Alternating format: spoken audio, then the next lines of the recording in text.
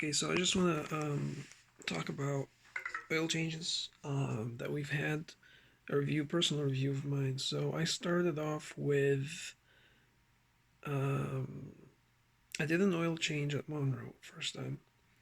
And when I went in there, I was like, I want you guys to do what the manufacturer does, which is 5W20. And I, talking to just because I had a feeling that they don't really do what they're supposed to do. They said that they're going to do Valvoline. And to be honest with you, when they put in Valvoline, they don't really. I don't think it's Valvoline because I've had Valvoline conventional oil in my Mitsubishi, and Valvoline is very pressurized oil. You can feel the pressure. So they put 5W20, and I don't think they did put Valvoline in there. The second thing is I decided since these companies, they would cheat you. They put some crap in your car. You can't even tell what kind of oil you have in your car. They say, oh, we put Valvoline, but I don't think so because most of these companies, like Monroe for example, it's owned by like random individuals. So everyone with their branch, they can do whatever they want to make profit. Pretty much that's how I see it. The second company, I decided to do my own oil change. So I pull out the book and I check the manual for the car, and they recommended Quaker State.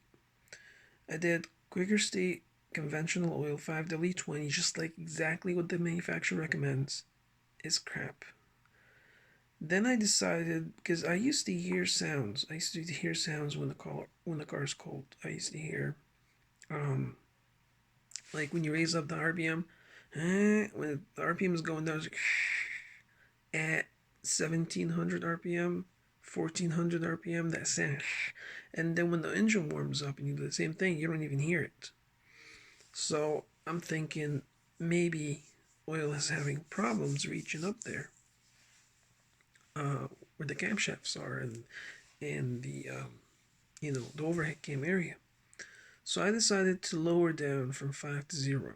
So I go ahead, I switch to full synthetic, high mileage, valve line 0W20. Put in the engine, and that oil is so thin that the crankshaft won't, it will crank on it. It will crank hard on it, but it's very light, and that oil smells like petroleum oil. You can smell it. It smells like really gassy, and I feel like it's really clean. That oil lasted about 1,000 miles until I felt like it broke down so quickly. After that, I did Pennzoil because the research said that Pennzoil is the lightest in the cold weather. It would just rise up really fast. So when that happened with 0, I decided I'm not going to do 0 anymore. Let's do 5. Let's go back to 5W20. This time I didn't do 20 because some other reason. I did 5W30 Pennzoil. Now the 5 with the Pennzoil was so light that it still did the crank. It still made noise on the crank. Not even in the not even in the cold weather.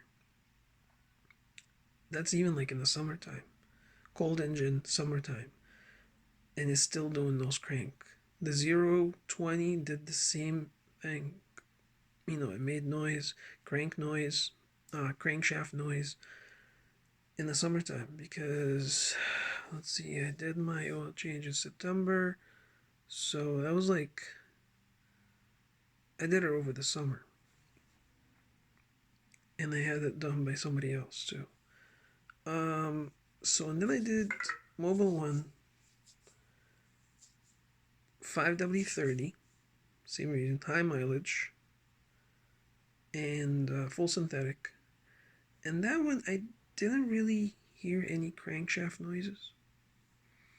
But I did, however, hear that if it's really cold and you raise up the RPM, if you raise up the RPM, yes, you will hear the overhead camshaft knuckles. White, like you'll hear it bad. So with Mobil 1, I like it the most, to be honest. Um, but you can't drive the car, in the cold weather with it because it's very thick. They say it's 10,000 miles.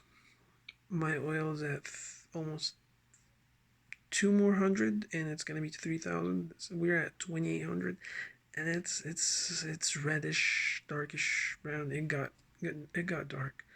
I think, but I don't feel like a loss of pressure, oil pressure. With Pennzoil, I lost pressure maybe after 2,100 RPM, 2,100 or 22,000 something miles, I would say. I would have to say.